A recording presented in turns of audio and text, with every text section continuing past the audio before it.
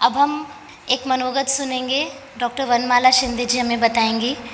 उनका परिचय है। डॉक्टर वनमाला शिंदे जी 1993 से पुणे के एक पुलिस स्टेशन में आप काउंसलर हैं। वनमाला जी से मैं विनती करती हूँ कि अपना मनोगत हमें बताएं।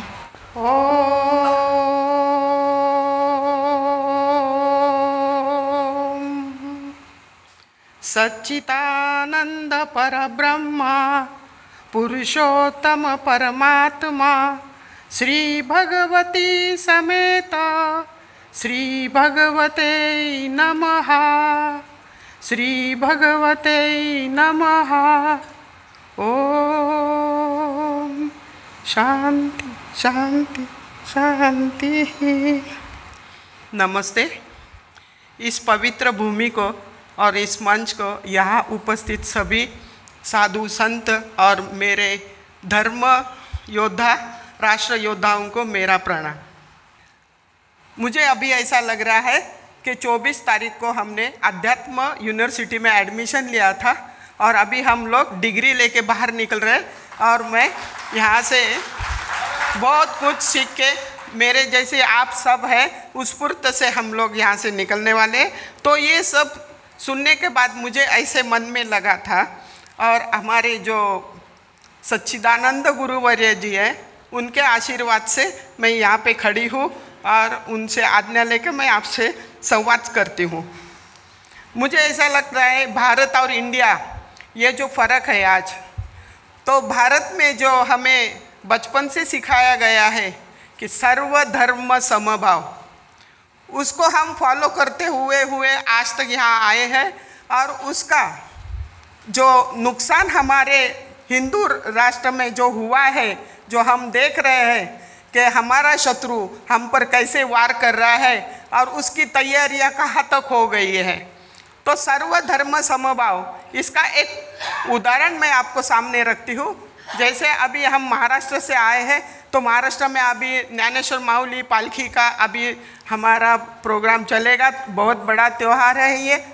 तो पिछले साल जब पालकी आई थी, तो हमारे एरिया के एक रास्ते में दरगाह वाले जो लोग थे, मुस्लिम लोग थे, उन्होंने उनकी हरी चद्दर हमारे पालकी के ऊपर चढ़ाई थी। तो मैं आपके सामने ये सवाल रखती हूँ, हम सर्वधर्म समभाव लेके हम सोचते हैं चलो ये भी इंसान है तो ये भी कर सकते हैं।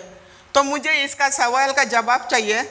अगर उनके ताबूत या उनके जुलूस निकलते हैं तो हम सब हिंदू हल्दी कुमकुम तिलक उसको लगा के उसकी पूजा करना चाहते हैं, क्या वो अलाउ करेंगे? क्या वो नज़दीक भी नहीं आने देते हैं।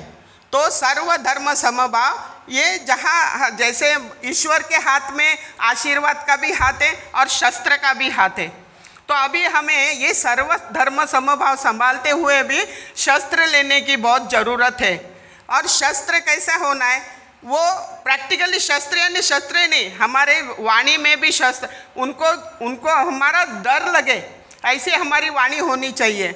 हम जो भी काम करते हैं, आज हमने यहाँ पे आके देखा है, अगर हम अकेले जाते हैं कुछ नहीं सुनते ही नहीं है, तो हमें संगठन से जाना है। और यहाँ पे वही काम बहुत ज़ोर से और बहुत अच्छी तरह से हुआ है। हमें पता चला है कि संगठन क्या होता है। आज मुझे यकीन हो रहा है, जैसे मैं पुलिस स्टेशन में काम करती थी तब मुझे लगता था यहाँ पे बड़े वकील साहब वगैरह सब बैठे हैं कि जब ये लव जिहाद की केस आती है, जब लड़की या लड़के को सामने लाते हैं तो पूरी तैयारी के साथ वो सामने आते हैं, पूरी तैयारी के साथ। कानून ने हमारे हाथ बांध के रखे हैं, हम कुछ भी नहीं कर सकते, सिर्फ उनको काउंसलिंग कर सकते हैं। जैसे एक आधा बाल अगर फिसल गया, उसके हाथ से कुछ गलती हुआ तो बाल सुधार गृह में भेजते हैं, सुधार गृह में भेजते हैं। वैसे वो लड़की जब पुलिस स्टेशन में आती है तो ऐसा कानून क्यों नहीं बनाते हैं कि वो लड़की को उसके माँ बाप उसके घर ले जा सकते हैं। अगर उसको हम घर ले जा सकेंगे तो उसको हम बचा सकते हैं। पर वहाँ पे ये इतनी तैयारी के साथ कागज़ सामने रखते हैं कि साहब लोग बोलते हैं मैडम हम कुछ नहीं कर सकते, सब लीगली पेपर तैयार है। तो अभी मुझे यकीन आ रहा है कि अगर मैं मेरे संगठन को आवाज़ दूंगी तो मेरे साथ मेरे भाई बहन ज़रूर आएंगे और हम उसकी रक्षा करेंगे।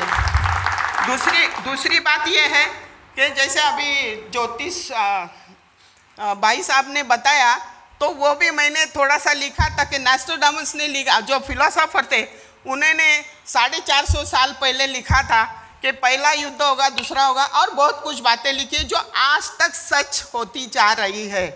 और हम अभी कहाँ पे खड़े हैं? तीसरे युद्ध के बॉर्डर पे हम लोग खड़े हैं। तो ये तीसरा युद्ध होगा, उसके लिए हमें पता है, तो हम तैयारी तो कर रहे हैं, पर मुझे लगता है कि हमसे बहुत ज़्यादा आगे चल के ये जो हमारे दुश्मन हैं उन्होंने तैयारियां करके रखी हैं।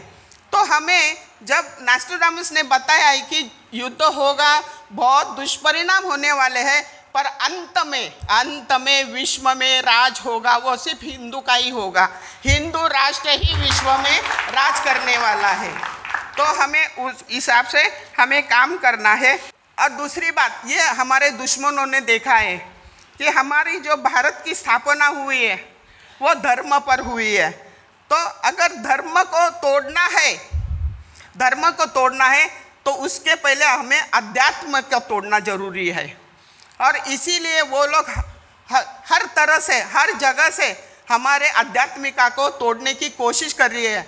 जैसे कि गुरु साधु संतों उन पर गुनाह दाखिल करना, उनको अरेस्ट करना, कार्यकर्ता उन पर हल्ला करना, ये काम वो इसीलिए कर रहे हैं कि हम लोग आगे कुछ करें नहीं। तो उनके लिए हमारा संगठन बहुत ज़रूरी है। और ये सब बोल के मैं मेरी वाणी को विश्राम देती हूँ। जय हिंद।